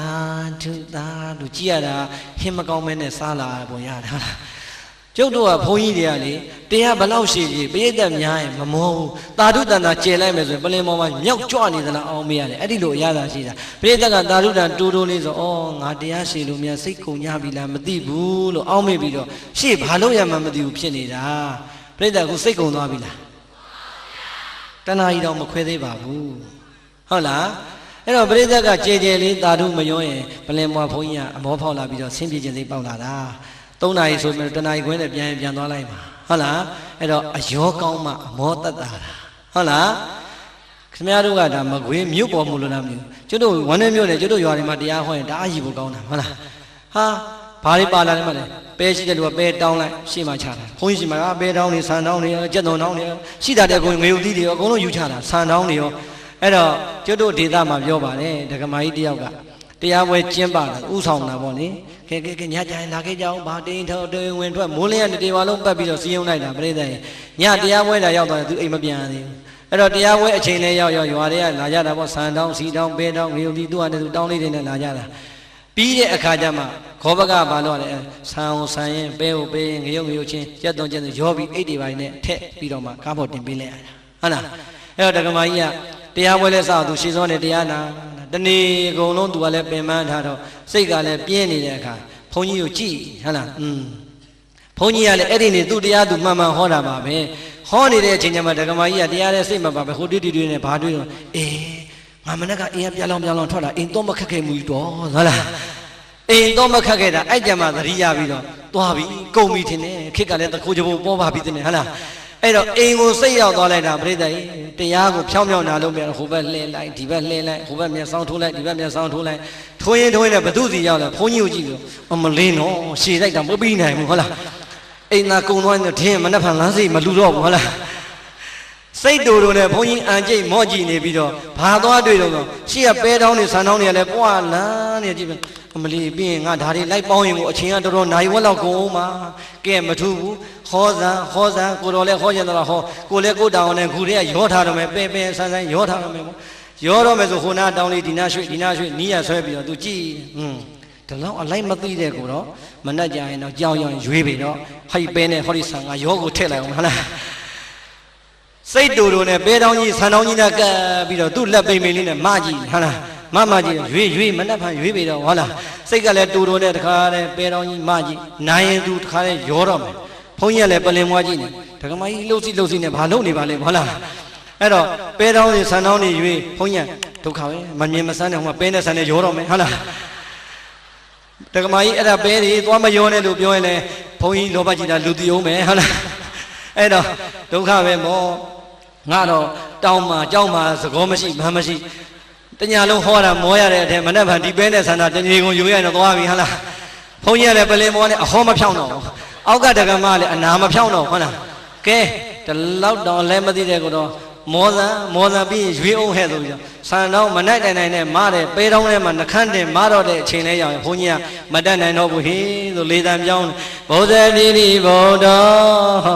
ဘုဇတိတိဗုဒ္ဓဆိုတော့လေတံလေးနှွဲ့ပြလိုက်တော့ဒကမာကြီးကမော့ဟဲ့ငါဘုန်းကြီးဟောရှော့ဖြစ်သွားပါလားဘလို့ဖြစ်တာလားမော့ကြည့်ပြီးတော့ဒကမာကြီးမော့ကြည့်တဲ့အချိန်ကျမှမျက်လုံးချင်းစုံတော့ဘုန်းကြီးကအထာလေးနဲ့ဘုဇတိတိဗုဒ္ဓပင်နဲ့ဆန်နဲ့မယောငါမပြောရင်ရောတော်မီရောဘဂဝါအကျင့်ဘုရားရှင်ကိုရောမြတ်ကြီးသည်ဆန္ဒ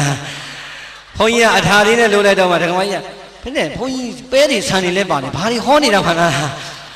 ဘုန်းကြီးမော့ကြည့်ပြီးတဲ့အချိန်ဒကမာကြီးမော့ကြည့်တဲ့အချိန်ဘုန်းကြီးကနောက်တစ်ချိန်ထပ်ပြီးတော့မျက်လုံးချင်းစုံမှလက်လေးနဲ့ကံကဘုဇတိတိဗုဒ္ဓပဲနဲ့ဆန်းနဲ့မယောငါမပြောရင်ရောတော်မီရောဘဂဝါအကျင့်ဘုရားရှင်ကိုရောမြတ်ကြီးသည်ဆိုတော့မှဒကမာကြီးသဘောပေါက်တယ်။အော်တဲ့ဘုန်းကြီးငါရောမှတိသွားပြီတဲ့။ရောတော့ဘူးဆိုအဲ့ကြမှာတောင်းလေးပြန်ချတာဟုတ်လား။ကဲတရားဝဲပြီးမှပင်းလေးပင်းဆိုင်ရောတော့ဘုန်းကြီးနောက်ထပ်မောစရာကြံသေးလား။အဲ့တော့အယောမှန်မှအမောတတ်တာဟုတ်လား။ခုလဲဟောမို့ပရိသတ်တတိဆိုရင်တာတူလေးတော့ကြဲကြဲခေါ်မှာပေါ့။ပလင်မွားဘုန်းကြီးဟာငါဟောတာများမကြိုက်တော့ဘူးလား။တတိကလည်းတူလိုက်တာတာတူကလည်းတူလိုက်တာဆိုရင်စိတ်ပြတ်တယ်ဟုတ်လား။အဲ့ဒါဒီကကြည့်လို့နော်ဘုဇတိတိဗုဒ္ဓနဲ့တွေ့မယ်ဟမ်အဲ့တော့ပြိဿအခုမိဘနှစ်ပါးရဲ့ခြေစူးကိုခြေအောင်ဆက်တဲ့နီးတွေရမသွားဘူးလားကဲအဲ့ဒီခြေအောင်ဆက်တဲ့နီးတွေသာတိလိုက်တယ်ကိုသုံးသက်ကြည့်စမ်းပစ္စည်းနဲ့ခြေစူးဆက်ရမယ်ငါးနီးဟာကိုယ့်အတွက်ပြည့်စုံပြီလားတရားနဲ့ခြေစူးဆက်ရမယ်နီးရောပြည့်စုံပြီလားမပြည့်စုံသေးဘူးအရှင်သာရိပုတ္တရာလိုပုဂ္ဂိုလ်ကြီးတောင်မှအမေနို့ဘိုးကိုကြည်အောင်မဆက်ဖဲနဲ့ဒီလောကတွေကပြန်ထွက်သွားရတာအရှင်သာရိပုတ္တရာမထေရမြတ်ကြီးလည်းပဲဟောဒီလောကကြီးတွေကမထွက်ခင်အချိန်လေးမှာအမေနို့ဘိုးကိုကြည်အောင်အမေအဖေချွေးဘိုးကိုကြည်အောင်အမေကိုနောက်ဆုံးကျေးဇူးဆက်တရားဟောကြားပြီးတော့အမေနှလုံးသားမှာတရားသီလစာကပညာတရားတွေကိုတည်တတ်စေခဲ့ပါတယ်ပြိဿရေရှင်တော်မြတ်ဘုရားဆိုရင်လည်းကြည်လိုက်ကြပါဦးမြတ်စွာဘုရားရဲ့မေတော်မာယာပြိဋိနိနတ်ရွာစံပြီးတဲ့အချိန်မိရွေးတော်ခောရမီကပဲရှင်တော်မြတ်ဘုရားကိုမွေးဖွားရင်းနဲ့မကြည်ပြင်းခဲ့ရဘူးလားဒီတော့မေတော်မာယာ9ရက်အတွင်းလက်ရွာဆန်သွားတဲ့အခါကျတော့မြတ်စွာဘုရားလူလားပြောင်းလို့သားကြီးလူလားဖျားဖြစ်တဲ့အချိန်မှာအမေလောကမှာရှိသေးရဲ့လားမရှိတော့ဘူးသို့တော်ပြိဿရဲ့အမေဘယ်မှာရှိသလဲဆိုတာတပ်ပင်ညုတရွှေဉဏ်တော်နဲ့ကြည့်လိုက်တော့အမေဘယ်မှာရောက်နေတယ်ဒါဝရိသနတ်ပြည်မှာရောက်နေတဲ့အမေရဲ့ကျေးဇူးတွေအမေဒီအဲ့ဒီအချိန်မှာနတ်သားကြီးတယောက်ဖြစ်နေပြီမဲ့လောကီလူဘဝတုန်းကအမေကိုကျေးဇူးမဆန်ရတဲ့ဘုရားရှင်အမေကိုကျေးဇူးတရားတွေတုံ့ဆက်ခြင်းတဲ့အတွက်ကြောင့်တာဝရိန္ဒနတ်ပြည်မှာတဝါဝါကတ်တော်မူလို့အဘိဓမ္မာတရားဟောကြားရင်းနဲ့အမေဖြစ်ခဲ့တဲ့နတ်သားကိုကျေးဇူးဆက်တော်မူခဲ့ပါတယ်ကဲမြတ်စွာဘုရားရောကျေးဇူးမဆက်ဘူးလားဆက်တယ် မြတ်စွာဘုရားကျေးဇူးဆက်တရားဟောကြားလိုက်မှမေတော်မိနတ်သားဟာအဲ့ဒီအချိန်ကျမှသောတာပန်တည်တာဟုတ်လားဒီတော့အရှင်သာရိပုတ္တရာမထေရမြတ်ကြီးကျေးဇူးအဆက်ကောင်းတဲ့အတွက်ကြောင့်အမေဒီဘုရားတရားသံဃာယရဏမြတ်သုံးပါးကိုယုံကြည်သွားတယ်သီလပြည့်စုံသွားတယ်ပေကံစွန်ခြင်းလူရန်သွားတယ်ယုတ်တရားနံတရားအပေါ်မှာဝိပဿနာတရားတွေနဲ့ရှုမှတ်ပွားများလို့အထုံတော်မူသွားပါတယ်ရှင်တော်မြတ်ဘုရားရဲ့ကျေးဇူးအဆက်ကောင်းတဲ့ပုံစံတွေကြောင့်မေတော်ဖြစ်ခဲ့တဲ့နတ်သားနဲ့တကွာဒါဝရိနာနတ်ပြည်ကနတ်တွေတော်သောတာပန်တည်တဲ့ပုဂ္ဂိုလ်တွေတည်ကြတယ်တရားတို့တရားမြတ်တွေနာကြားခွင့်ရတဲ့ပုဂ္ဂိုလ်တွေလည်းမြောင်များစွာရခဲ့ပါတယ်ဒီတော့ဖယားလည်းကျေးဇူးဆက်ရတာပါပဲအရှင်သာရိပုတ္တရာလည်းကျေးဇူးဆက်ရတာပါပဲဒီပုဂ္ဂိုလ်ကြီးတောင်မှကျေးဇူးဆက်ပြီးမှလောကကြီးကပြန်ထွက်သွားတယ်ဆိုရင်ကျေးဇူးမဆက်ဖဲနဲ့သာကျုပ်တို့ခမည်းတော်သွားကြရင်ပြိတ္တရေဘေကိုရောက်မယ်လို့ထင်ပါသလဲပျော်တဲ့လူတွေသွားကြကျုပ်တို့တော့မလိုက်နိုင်ဘူးနေခဲ့မယ်ဟုတ်လားဟမ်အဲ့တော့ကျုပ်တို့ဆိုတော့ကျုပ်ပြောမယ်ကျုပ်ကလည်းပြောရင်အာတွေ့နိုင်မရတာဟုတ်လားခမည်းတော်ဒီမကွေးမှာကျုပ်တို့သုံးတာအတူတူပေါ့ကျုပ်တို့အညာသားတွေကကျုပ်ပဲသုံးတာလေအဲ့ဒါလေအောက်ဖက်ရောက်သွားရင်မရဘူးဟုတ်လားအညာသားတွေခေါ်တဲ့တရားထဲမှာကျန်တာတွေအကုန်ကြိုက်တယ်အဲ့ကျုပ်ဆိုတာကြီးကိုမုန်းတာလေဟုတ်လား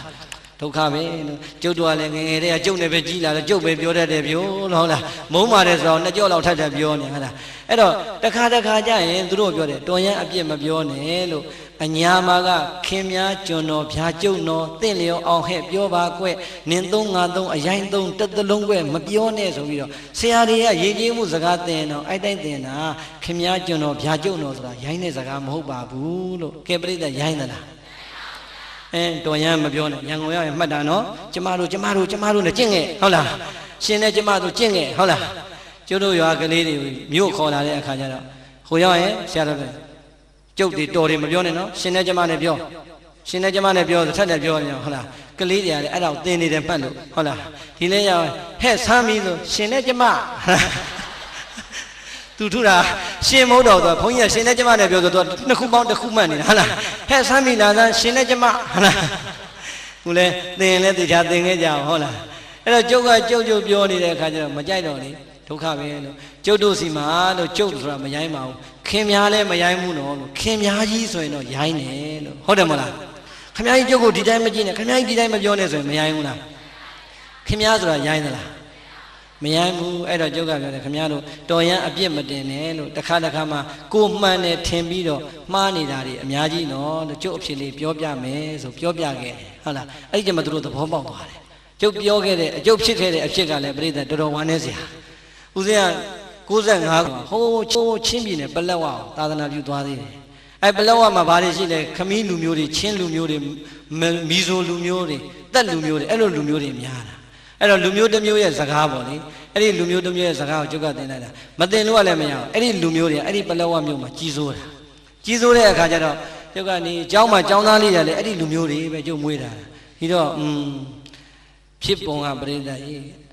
းလူမျိုးကြီးခေါင်းဆောင်တခါကြီးရဲ့သမီးကကျောင်းဆရာမအကုန်လုံးပြောရင်တော့အပြိုကြီးဟုတ်လားသူကလည်းကျောင်းဆရာမပြိုကြီးတစ်မျိုးလုံးကိုဩဇာညောင်းတယ်သူ့ကိုကြောက်နေရတာအဲကျုပ်ကလည်းဒီကခတ်စွာသွားကိုတော့ဟိုမှာယဉ်ကျေးမှုသင်တန်းတွေပေးတရားတွေဟောဆိုတော့တခါတည်းယဉ်ကျေးမှုသင်တန်းပေးတဲ့အချိန်ပဲသူကလေဒီဘုန်းကြီးလာတာလေဖောင်စွာလုံးနေဆိုပြီးတော့ကလေးတွေကိုကျုပ်ယဉ်ကျေးမှုသင်တန်းပေးတဲ့စနေတနင်္ဂနွေကိုကျူရှင်မတက်မနေရကျူရှင်မတက်တဲ့လူစာမျိုးချပြမယ်ဆိုတော့ပြိတ္တကြီးကျုပ်မှာစာမျိုးချတယ်မှမရှိပဲသူရှိတယ်သူစီပဲသွားကြတာပေါ့ကျုပ်ဟာငါကလေးတွေပဲရောက်ကုန်တယ်ဆရာမအားတဲ့ကျူရှင်မတက်ရင်စာမျိုးချပြမယ်ဆိုတော့တဲ့တပည့်တို့အိုက်ပဲသွားတော့မယ်ဆိုဟာဆရာမဒါတက်ငါ့ကိုညစ်ပတ်တာပဲအဲ့နဲ့မထူးကျုပ်ကလည်းမာယာကောင်ဘာညာကုန်လို့စီဝေးထိုင်ပြီးတော့ဒါကျုပ်ရက်ကိုတော့မလုပ်ကြပါနဲ့ကျုပ်ကိုပေးပါဆိုမေတ္တာရက်ခံတော့မာယာကဥက္ကဋ္ဌရက်လေဆရာမတဲ့ကို့အလုပ်ကိုလုပ်ပါဒါမှန်ပါတယ်ဆရာမစနေတနင်္ဂနွေဘယ်တော့စာသင်မှုလို့ဒီစာသူ့ဟာသူဆရာတော်သူ့အလုပ်သူလုပ်ပါစေဆိုတော့ကျုပ်ကနိုင်သွားတယ်ပေါ့နိုင်သွားတယ်ပြိတ္တကြီးကျုပ်စာသင်ခွင့်တော့ရတော့တယ်ဆရာမနဲ့ကျုံနေရတော့ရှင်ခန်းကိုပြတ်ရောက်တခါဟုတ်လားမြို့လေးကတစ်မြို့လုံးမှာလမ်းတစ်လမ်းနဲ့ရှိတယ်ကျုပ်ကကျောင်းကထွက်လာရင်ဒီလမ်းသူကအရင်ထွက်လာရင်ဒီလမ်းသူကယုံလာရင်ဒီလမ်းကျုပ်ကကျောင်းလာရင်ဒီလမ်းဆိုကျုပ်တို့နှစ်ယောက်များဘလောက်မေတ္တာရှိဆိုကျုပ်ကိုမြင်ပြီဆိုရင် तू ကနီးရအိမ်ဝင်သွားတာဟုတ်လားကျုပ်ကလည်းသူ့မြင်တာနဲ့နီးရနေဝင်ချပါလားတခါတည်းက तू သွားတော့ပြီကိုသွားတော့ပြီလို့ထွက်အတက်ပြန်ဆုံးနေတာအဲ့ဒါလောက်ဒီမေတ္တာရှိတာ အဲ့တော့လေဘလို့မညှိလို့မရဝန်ထမ်းတွေကလည်းနည်းနည်းလေးအရာရှိတွေကကိုဗမာတွေကနည်းနည်းလေးဆိုသူတို့ကလည်းစိတ်မကောင်းကြပေါ့ညှိကြပြောကြဘလို့မှမရအဲ့တော့သွားပြီငါရာဇဝင်တော့တွင်ပြီပေါ့လေအဲ့ဒါနဲ့ကလေးတွေကိုပြောတယ်ပြန်တော့မယ်နေမနှက်ပံတပတ်ခါဆိုပြန်တော့မယ်ငါမနှက်ပံတရက်ပဲနေရတော့မယ်ကွာလို့မင်းတို့ဆရာမကြီးကိုပြောလိုက်ပါလို့ငါတို့ဗမာလူမျိုးတွေကနှိမ်တာမဟုတ်ပါဘူးကို့အလုပ်ကိုလုပ်တာအကြောင်းမညီညွတ်လို့ဖြစ်သွားတာပါမင်းတို့လည်းလူမျိုးရေးအစွဲတွေမထားနဲ့တော့အာသားတို့ကဘာမှမပြုတ်ဖုံဖုံနဲ့မင်းတို့တောင်းပန်လိုက်ပါကွာလို့ငါအကိုစားပြောလိုက်ပါလို့ဟာမတောင်းပန်ဘူးလေဖုံဖုံကိုယ်တိုင်ပြောလိုက်ပေါ့လေသားတို့ဘိန်းနာမှာနေပြေးမယ်ဟာအရှင်ပြေလိုက်လားဟုတ်လားမင်းတို့တော့လို့ငါ့ကိုဘာတွေပြောခိုင်းမှာဟာဖုံဖုံနဲ့တပည့်တော်တို့လူမျိုးစကားနဲ့ပဲပြောလိုက်ပေါ့တဲ့အဲ့ဒါဆိုရင်ဆရာမသဘောကျပြောကွာဒီငါမင်းတို့ငါဗမာဝါကြပြောပြမယ်မင်းတို့ငါမင်းတို့စကားနဲ့သင်ပြတာငါပြောမယ်ဆရာမတယောက်နဲ့တယောက်ခွင့်လို့ကြပါစို့ငြိမ်းချမ်းကြပါစို့ကြိုလည်းပြန်တော့မှာငါအဲ့ဒါပြောချင်တယ်ဆိုဟာဖုံဖုံလွယ်လွယ်လေးဘယ်လိုပြောရမလဲဆရာအမရွေစီနာဖို့လို့ပြောလိုက်တယ်ဟာအမရွေစီနာဖို့ဆိုတာဘာလဲဟာငြိမ်းချမ်းကြပါစို့ခွင့်လို့ကြပါစို့လို့ပြောတာဟာကောင်းလိုက်တဲ့စကားပါဟာလားကြက်တာအဲ့ဒီညာပြေးမရောနိုင်ဘူးတန်းလျှောက်လက်ဟန်ချင်ရနဲ့မျက်နှာဆရာမအမရိစီနာဘူးဟာလားပဲလေးနဲ့ဟာလားမနဲ့မိုးလေးပြောဖို့တော့ကိုစကားထစ်မှာဆိုဆရာမအမရိစီနာဘူးကျင့်လိုက်လမ်းလျှောက်လိုက်တညာလုံးကျင့်နေအလုပ်ကိုဖြစ်နေဟာလားမနဲ့မိုးလေးကြတော့ကျွန်တော်လက်ဖိတ်ဆိုင်မှာဆုံနေကြဟိုဗမာနည်းနည်းလေးပဲအရာရှိကျွန်တော်ဒီနေ့ဆရာမကြီးလိုက်ခေါ်ရတော့ကျုပ်ဆရာမကိုနှုတ်ဆက်မယ်ဟာကောင်းတော့မို့ဆရာတော်ရဲ့ကိုကဘုန်းကြီးပဲကိုဘက်ကမာနတွေချပေးလိုက်တာကောင်းပါသူတို့ကလည်းဝမ်းနေသားနေတာခေါ်ပြအောင်သာခေါ်လို့မှသူတို့စကားနဲ့ကိုကနှုတ်ဆက်မှာဘာစကားတော့မဟုတ်ဟာကောင်းတယ်ဆရာချတယ်ဟဲ့လားသူတို့ကလည်းလူပြောတွေဆိုတော့ဆရာမကြီးလည်းလာအောင်ပြိဿကြီးဆောင်းလာလဲလာဆရာမလာအောင်နဲ့သူတို့လည်းခေါ်တော့လာတော့ရာရှိတွေဆိုတော့ဒီမှာတဲ့ဆရာတော်ကမနှက်ဖန်ပြန်တော့မှမလို့နှုတ်ဆက်မလို့တဲ့ကိုကလည်းပြုံးပါပဲမာနကိုအပြတ်ချထားတာဆရာမရဲ့လို့ကျိုးတို့လည်းဗာမုတ်တဲ့ကိစ္စလေးနဲ့ဗုဒ္ဓဘာသာချင်းချင်းမကောင်းပါဘူးလို့ကျိုးလည်းမနှက်ဖန်ပြန်တော့ဆရာမလို့တယောက်နဲ့တယောက်ဒီလိုကြီးခွဲရတာမကောင်းပါဘူးလို့ကျုပ်ဆရာမဟုတ်လို့ဆရာမတို့စကားလေးနဲ့ပဲနှုတ်ဆက်ပါမယ်အမရိစီနာဘူးဟုတ်လားလက်ဖက်ရည်ဆိုင်မှာခုံနေပဲလေးနဲ့အမရိစီနာဘူးလို့လွှဲတာလားအမလေးပရိသတ်ငင်းငင်းရေးရတယ်မထင်တော့ဖုံဖုံတော်ဆိုပြီးတော့ဟာလက်ညိုးကြီးထိုးပြီးအင်းကျိတ်ပြီးဆောင်းနဲ့ထွက်တော့ဟာသွားပြီလို့ကိုကလည်းဒေါကန္တာပေါ့ဟာဆရာမရိုင်းလိုက်လားကွာလို့ချင်းချင်းနဲ့မေတ္တာကြီးတောင်းပန်တာတော့မှငါလာပြီးစော်ကားမော်ကားလှုပ်သွားရဆိုလေဟာဖုံဖုံအဲ့ဒါဘာပြောလိုက်တာလဲဟာဒါငင်းငင်းကြပါဆိုခွင့်လို့ကြပါဆိုလို့ပြောတာပေါ့လေကျုပ်ကလည်းချင်းချင်းနဲ့ရှင်းပြနေတော့နောက်ကလက်ဖက်ရည်ပြောတဲ့ကောင်နဖူးပုတ်ပြီးထွက်လာဟာဖုံဖုံလှုပ်ချလိုက်ပြန်ပြီတဲ့ဟာဘာဖြစ်တယ်တော့ဟာကြီးကောင်လို့ဟာဖုံဘာလို့အဲ့လိုသွားပြောတာလဲဟာမင်းညာငါတပည့်တွေမှာငါသင်တန်းတက်ထားတာတညာလုံးကျင့်ထားတာဒါအမရိစီနာဖို့ဆိုငြိမ်းချမ်းကြပါဆိုခွင့်လို့ကြပါဆိုမဟုတ်ဘူးလားဆိုဟုတ်တယ်လေတဲ့ဟာဟုတ်တာဘာလို့သွားတော့စေတော့ဟုတ်တယ်ဆိုတာကမဟုတ်ဘူးတဲ့ဟာမင်းဥစ္စာရှုပ်ကိုဟုတ်တယ်မဟုတ်ဘူးဆိုဘာတော့ဟာမင်းဆိုဟုတ်တယ်ဆိုတာဖုံဖုံနဲ့တပည့်တော်နဲ့ဆိုရင်တော့ဟုတ်တယ်တဲ့တပည့်တော်တယောက်တယောက်ရံဖြစ်ပြီလားအမရိစီနာဖို့တကယ်ကြီးခွင့်လို့ကြပါဆိုငြိမ်းချမ်းဆိုဟုတ်တယ်အေးအဲ့ဒါငါပြောတာဒကမတွေနဲ့ကြတော့အဲ့လိုမရဘူးအဲ့လိုပြောလို့မရဘူးတဲ့ဟာဒကမတဲ့ဆိုဘာတိတ်ပဲထွက်တယ်အတူတူနေရအောင်လို့ပြောတာတဲ့အမလေးမားလိုက်ပုံအဲ့တော့ဟိုမှာအပြိုကြီးသွားအတူတူနေရအောင်ဆိုတင်းပြီပေါ့ဟမ်ပြောတဲ့လူကလည်းကြည်ဟိုဒီမှာဘာမှမရှိတဲ့ဟိုမှာကြုံသွားအဲ့တော့ဟောအန်ကျိတ်သွားတာတော်သေးတာငါကံကောင်းတာပဲလို့ယူနေဘက်ကလည်းမပေါက်ခဲ့တာတော်သေးတယ်အဲ့တော့တခါမှလို့ခင်ဗျားတို့ကိုမှန်တဲ့တမီးမားနေတာတွေအများကြီးတော့ဟာလားအမရိစီနာဘောယောက်ျားကြီးဆိုတော့ငင်းညာအောင်ဟုတ်တယ်တဲ့မိန်းကလေးနဲ့ကျတော့အတူတူနေရအောင်ဆိုတော့သွားပြီပေါ့ဟုတ်လားအဲ့ဒါကြောင့်ရန်ကုန်ရောက်ရင်အချင်းကြီးပြောနော်ရှင်နဲ့ကျမပိုင်းမလုံးနဲ့ဟုတ်လားအဲ့ဒါရန်ကုန်ကလူတွေအဲ့လိုပြောမှပဲသဘောပေါက်တော့တယ်ဟုတ်လားဒါတော့ဦးဇင်းတို့ပြောချင်တာကမိဘကျေးဇူးကိုခုကြည်အောင်ဆက်တဲ့နေ့ဦးဇင်းပေးပြီးပြီဖះရှင်ဆက်တဲ့အကြောင်းဟောပြီးပြီအရှင်သာရိပုတ္တရာဆက်တဲ့အကြောင်းဟောပြီးပြီဒီလောက်နဲ့သိရင်လည်းရပြီသို့တော့နောက်ထပ်ဇက်ကြောင်းတစ်ခုဟောခြင်းသေးတယ်တဏှာကြီးတော့အချိန်ကုန်ပဲပြီးမလားသိကြပြီနော်ကဲသိကြရင်ပြီးတာပါပဲဟုတ်လားအားလုံးတို့ပရိသတ်တွေကျေးဇူးဆက်တတ်အောင်လို့ပါဟုတ်လားအမေတို့အဖေတို့ရဲ့မွေးကြွေးစုကိုဆက်တတ်ဖို့ရန်နှုတ်ဘိုးကိုကြည်အောင်ဆက်တတ်ဖို့ရန်ပြည့်စည်နဲ့ကျေးဇူးဆက်ခြင်းတွေလည်းသိအောင်ပြောကြားခဲ့ပြီးပါပြီတရားနဲ့ကျေးဇူးဆက်ခြင်းလည်းပဲဟောကြားခဲ့ပြီးပါပြီအရှင်သာရိပုတ္တရာမထေရမြတ်နဲ့ဘုရားရှင်တို့ရဲ့တရားဓမ္မနဲ့ကျေးဇူးဆက်တဲ့ဤတွေလည်းပေးခဲ့ပြီးပါပြီအေးမြတ်စွာဘုရားလက်ထက်တော်ကာလတော်ကယဟန်တော်တစ်ပါးရဲ့